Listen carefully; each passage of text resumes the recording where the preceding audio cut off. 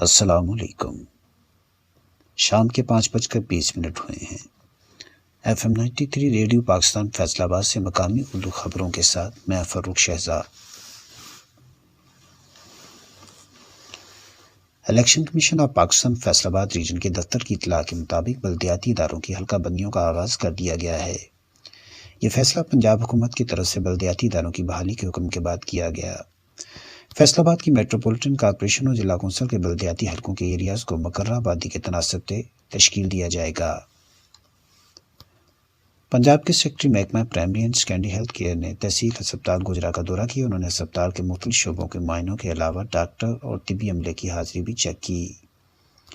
Secretary health نے مریضوں سے بات چیت کے دوران ہسپتال میں فراہم کی جانے والی سہولیات اور ادویات کی فراہمی کے بارے میں دریافت کیا۔ فیصل آباد کے ڈپٹی کمشنر عمران حامد شیخ کی ہدایت پر بلڈنگ ڈویژن کے افسروں نے شہر میں جاری مختلف ترقیاتی اسکیموں پر کام اور تعمیراتی معیار کا جائزہ لیا۔ محکمے کے حکام نے گورنمنٹ گریجویٹ کالج سمن آباد اور گورنمنٹ گرلز گریجویٹ کالج مدنی چوک سمن آباد میں زیر تعمیر کلاس رومز کا معائنہ کیا۔ ان کالجز میں 4 کلاس رومز میں 1,80,00,000 روپے کی لاگت سے مکمل کیے جا رہے ہیں۔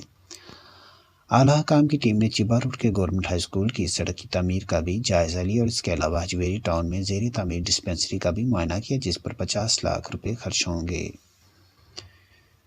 فیصل آباد میں جاری پولیو کے خلاف مہم کے دوران اب تک 7 لاکھ سے زائد بچوں کو پولیو سے بچاؤ کی ویکسین کے قطرے پلائے جا چکے ہیں۔ اس مہم کا مجموعی ہدف 6,77,000 بچوں کو قطرے پلانا مقرر کیا گیا تھا۔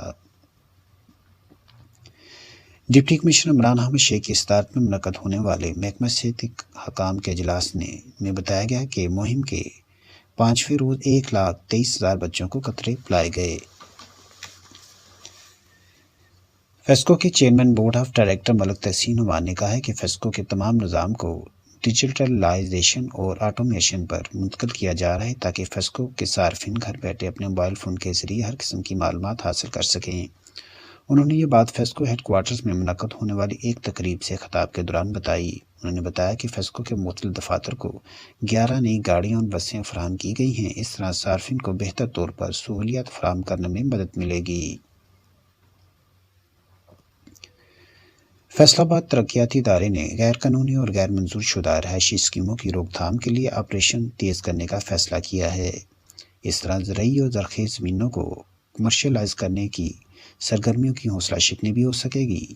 فیصل آباد کے additional deputy commissioner Tariq Khan Niazi کی صدارت میں منعقد ہونے والے ایک اجلاس کے دوران رہائشی کالونیوں کی منظوری سے متعلق قوانین پر سختی کے ساتھ عمل درآمد یقینی بنانے کا فیصلہ کیا گیا۔ ڈائریکٹر بے نظیر انکم سپورٹس پروگرام مقدس شیما نے کہا ہے کہ جن خواتین مستحق افراد کو 8171 کے ذریعے فون پر میسج موصول ہو گیا ہے، انہوں نے ابھی تک کفالت پروگرام سے رقم وصول نہیں کی، وہ جلد از جلد اپنے قریبی بے نظیر انکم سپورٹ پروگرام کے دفتر سے رابطہ کر کے اپنی رجسٹریشن کروائیں اور اپنی رقم وصول کر لیں۔ ڈائریکٹر پروگرام کی طرف سے کہا گیا کہ اس سلسلے میں رابطے میں تاخیر ان کو رقم سے محروم کر سکتی ہے۔ بے نظیر انکم سپورٹ پروگرام کی امدادی رقم حاصل کرنے والے مرد اور خواتین سے کہا گیا ہے کہ وہ اپنے بچوں کے وظائف کے حصول کے لیے وے فارم اپنے ہمراہ لائیں تاکہ انہیں وظائف کی رقم ادا کی جا سکے۔ محکمہ لائف اسٹاک کی طرف سے ڈویژن کے تمام اضلاع میں پولٹری یونٹس کی تقسیم کا شیڈول جاری کر دیا گیا ہے۔ Director livestock doctor Haider Ali Khan نے بتایا کہ 3 دسمبر کو ضلع فیصل آباد میں 12 مرغوں پر مشتمل 90 پولٹری یونٹس رعایتی نرخوں پر 1,180 روپے فی یونٹ تقسیم کیے گئے۔ انہوں نے بتایا کہ اگلے مرحلے میں 23 دسمبر کو ضلع فیصل آباد میں 5 مرغیوں اور 1 مرغے پر مشتمل 200 یونٹس 1,180 روپے فی یونٹ کے حساب سے تقسیم کیے جائیں گے۔ اس طرح ضلع ٹوبا ٹیکسنگ میں 22 اور 24 دسمبر کو بالترتیب 200 اور 100 یونٹ تقسیم کیے جائیں گے۔ موسم مقامی محکمہ موسمیات کی پیشگوئی کے مطابق آئندہ 24 گھنٹوں کے دوران فیصل آباد اور اس کے ارد گرد کے علاقوں میں موسم خشک رہنے کا امکان ہے۔ شہر میں آج کم سے کم درجہ حرارت 9 اور زیادہ سے زیادہ 25 ڈگری سینٹی گریڈ ریکارڈ کیا گیا۔ آج صبح 8 بجے ہوا میں نمی کا تناسب 84% تھا۔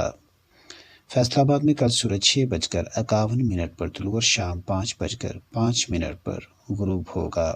اس کے ساتھ ہی مقامی اردو خبریں ختم ہوئیں۔